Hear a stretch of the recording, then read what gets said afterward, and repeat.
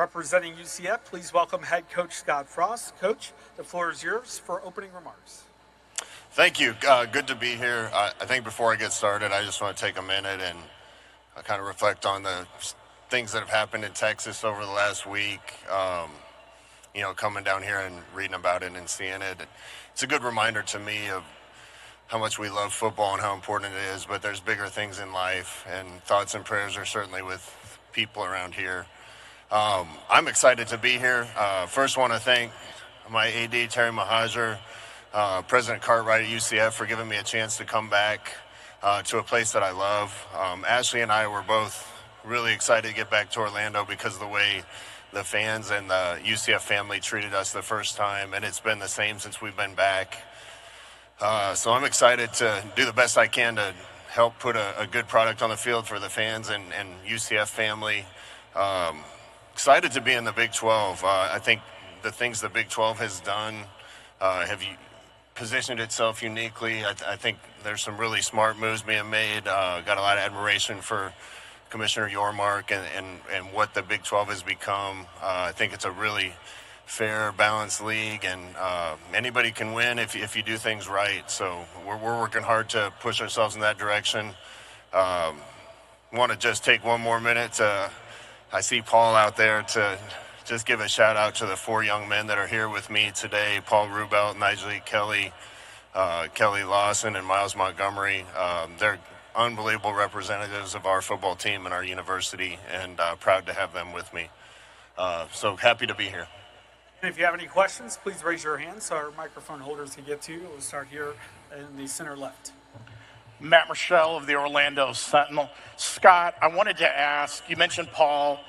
What has he meant to the program? Obviously, you brought him here from media days, but from the moment he first arrived on campus to now, what have you seen from him, especially this year coming back to that? Well, I see him right now. He's about as tall sitting down as you are standing up. He's almost like an ambassador for UCF. He came from Germany. He's been there 6 years, right, Paul? 6 years at the university. Great human being, fun to be around every day. Love everything he stands for. I've seen him get even better than what he was last year in my short time at UCF. So excited to watch him continue to blossom, and I'm just lucky to be around him for a year. Go to center right in the middle. Hi, Coach. Cody Nesper from Golden Blue Nation.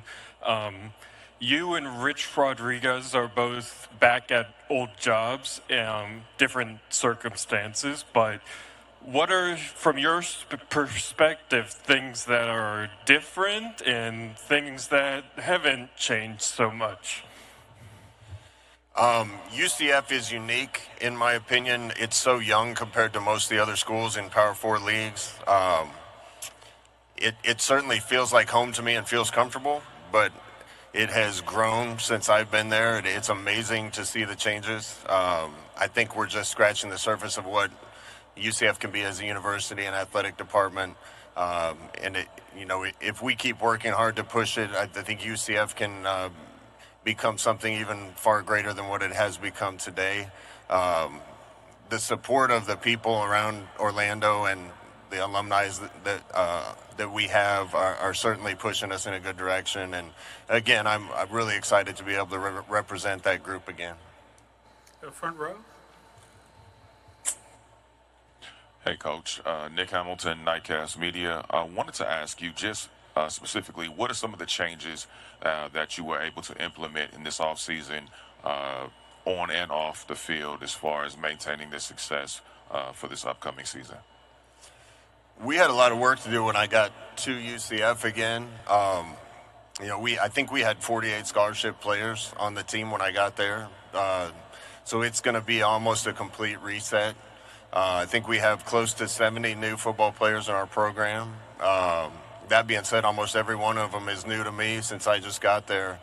We have a lot of work to do to make sure we get to know each other and take a collection of individuals and turn them into a cohesive unit. And that doesn't just happen. We have to be very intentional about that. I guess the good side of that is we were able to, flip the roster and bring kids in largely that fit us from a scheme standpoint and from a character and culture standpoint.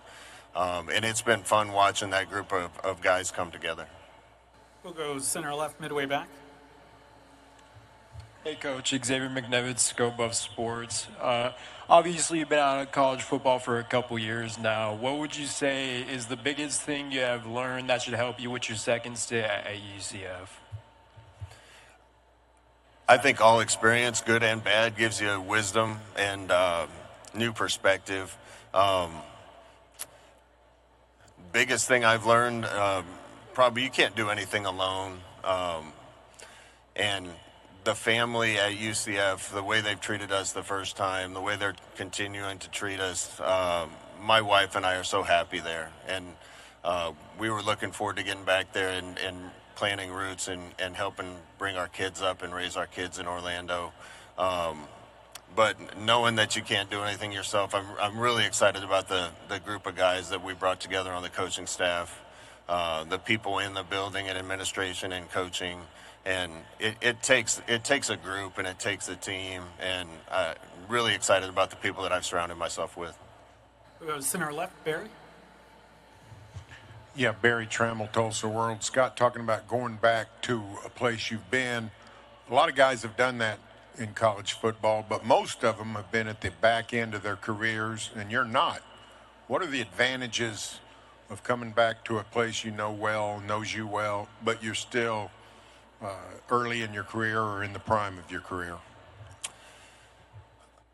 I don't know where I am in my career for sure, but I'm happy to be back in Orlando. Going home isn't always easy. Going back isn't always easy. This was an easy choice for me because of how much we liked it there. I think UCF has grown so much and has so much growth potential. I've said this a lot today, but our 2017 run, I think, had a lot to do with UCF positioning itself in a place where it could become a candidate to be in a league like the Big 12.